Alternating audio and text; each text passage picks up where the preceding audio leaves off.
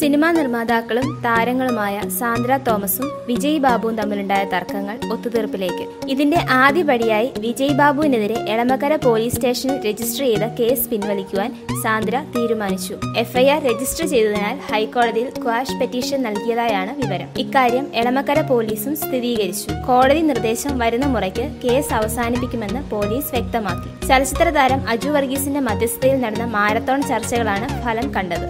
ഒത്തുതീർപ്പ് വ്യവസ്ഥ അനുസരിച്ച് ഫ്രൈഡേ ഫിലിം ഹൗസ് സ്ഥിതി ചെയ്യുന്ന കലൂരിലെ ഓഫീസും വസ്തുവും അടക്കം 5.5 കോടി വില വരുന്ന സ്വത്തുക്കൾ വിജയ് ബാബു സാന്ദ്രയുടെ പേർക്ക് എഴുതി നൽകും. ഇതിന്റെ രജിസ്ട്രേഷൻ അടുത്ത ആഴ്ച നടക്കും. കൂടാതെ കമ്പനിയിലെ സാന്ദ്രയുടെ നിക്ഷേപവും ലാഭവിഹിതവും അടക്കം 1 കോടിയുടെ ലിക്വിഡ് ക്യാഷും നൽകും. കമ്പനി കടുത്ത പ്രതിസന്ധിയിലായതിനാൽ ചില ബന്ധുക്കളുടെ സഹായത്താൽ പണം കൊടുത്തു തീർക്കാനാണ് വിജയ് ബാബു ശ്രമിക്കുന്നത്. Entertainment desk, Marunadan Malayali.